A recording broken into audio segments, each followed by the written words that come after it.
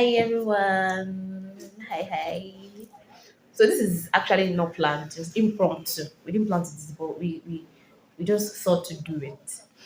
Um so yeah, welcome to another episode of Jam Audience Audience of of One one, with Jammy. Jammy. This gets confusing. Audience of One with Jammy. Now this episode is very special to me because sitting right next to me is my friend for almost 2 decades. And this is really special to me too because we have been through a lot together. And we just thought to do this to encourage someone out there that their genuine friendships, genuine friendship really do exist and you can have one. So we're going to be asking ourselves question. My name is Mercy, by the I'm so way. sorry. I'm so sorry. Okay, this is my friend. Okay, just go ahead and introduce yourself. Okay, my name is Mercy, and I've been friends with Jamila for almost 20 years. Yeah, almost 20 Yeah. years. Okay, as you all know, my name is Jamila too. Yes. So we met way back in University of Benin as young girls who didn't really know God. We just met and we vibed and we're just living lives Yeah. like that. But over the time, over the years, we we have grown in our friendship, and seriously, one key factor has been God. God has been the center of our friendship. So we just thought to grace you with a little history of how we met Yeah. and everything in between. So just relax, okay? All right. So I'm going to ask, do you remember how we met? Yes, I remember very well how we met. I think that was in 100 level. I think that was our first class or second class, something like that. Mhm. And I was just sitting down in my corner. And next thing, I think you approached me or I approached you. I can't remember that part now.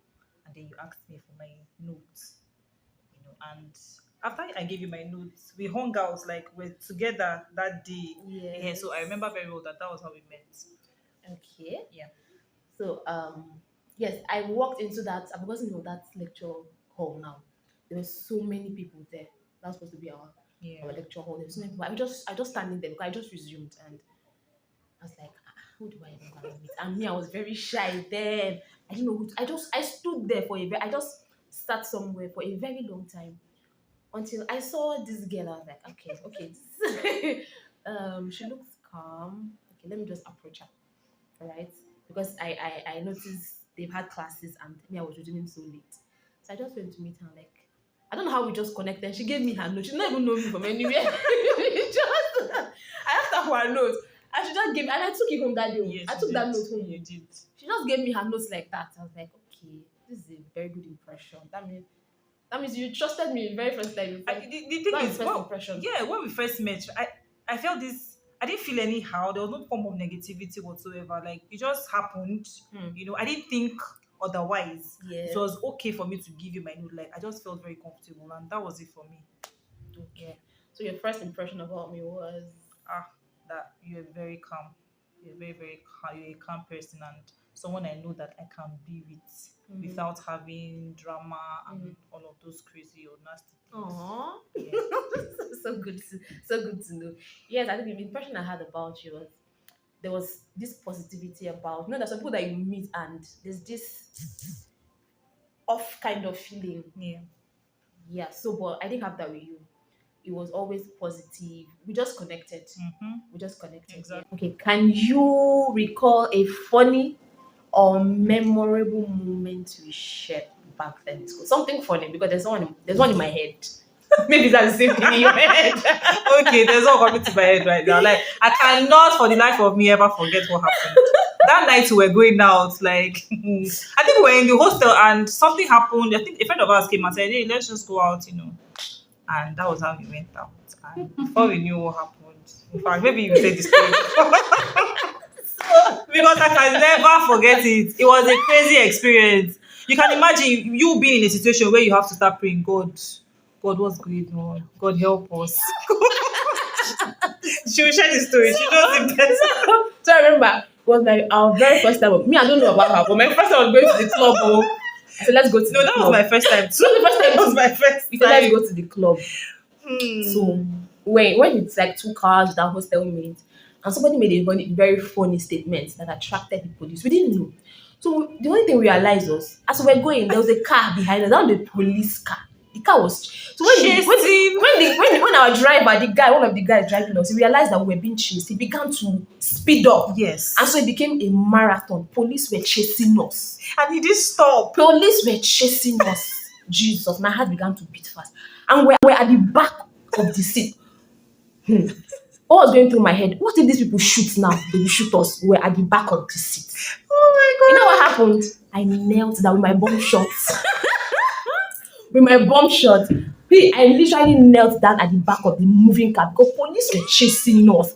I began to pray. I said, God, I will not do it again. I will not go to the club again. I will not go help me, deliver me. We said, Help me. promises to We God. started praying. I said, God, we will not Hey, do it God, again. we were even will not- crying. Because if We they were arrest crying. us, who will bail us? So my mother was in Port Harcourt. Nobody knew He we said were to me, going. I said, all people, their parents have money. Don't come and bail them. Then how about us? What are we going to do? It was crazy. We were literally crying, crying. shedding tears and begging We were God. crying. Tears, we were crying. We knelt down, we were crying. Until we had to beg the guy to stop. Stop first. Just stop. Please don't stop. shoot Let us. us stop. Please don't shoot us. I'm not gonna die for what I don't know. Finally, our car slowed down. The police my caught up God. with us and they came, they searched everything. They didn't find anything incriminating. Yeah. And that was how they left us. And I'm like, I will never go to the club again. Yes. See, every time I remember that incident, it's funny. And at the same time, what if it was flipped the other way Yes. around? Do you get what? Exactly. But did you go to the club after then again? I think we went a couple of times, so we know they hear word. We went again. We still went. I'm sure God would have been saying to these children, after I've answered your prayer, Oh my it's not God. it's the part of your promise. We still went though. We went. So that's the memorable experience for me. Yes. I can anytime I remember Yes. it, I always laugh. Okay, so when did you start taking your work with God seriously? Because I know in school we were not God girls. at Yeah, all. we were not. So we're just living our lives. We're just being, normal university girls and all that. But then, Normal. Even when we tried to smoke. oh, please, I think this one. I'm going to this one. There's no way. Hey, you are lying. Look at this one. Okay, yeah, we You did tried nasty it. things. We did nasty things when we were in school. Just want to know how it Yes, felt like nothing. we're not even going to lie because Yeah. this video we're going to be very, very real and honest. Real, yes. So working with God it didn't just happen. It was a journey for me, right? It was a journey. I experienced a lot of things. In fact, my life was adventurous. But along the line, it just happened. I can't really remember the particular situation that made me, get serious with my work with God. But I remember very well when I think I was in my final year or something like that. I met a friend of mine then, and he was always talking to me about God. Then he gave me a book. So I read that book and I was still living my life normally. But I think from then there was like a turnaround. It didn't happen once. It was Yeah. just a gradual process. So yes, I think it was around that time. Okay. Yeah. Yeah, for me, when I began to take my work seriously with God was when I lost my mom. Kai. That was it for me. That was the game changer for me. Because I felt like my mother was my covering. When you didn't bother to pray, someone is praying for you. Yeah.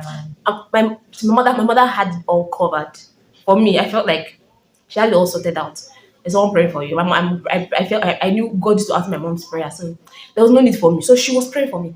But then when she passed, that was it for me. I felt naked. I felt vulnerable. I felt I was going to be attacked, and I'm the first child. I said, who will not be praying for all these children and this woman left when I don't know how to pray? That changed it for me. That changed it for me, and it sort of drew me closer to God. Yeah, so that was when I started to take my work seriously.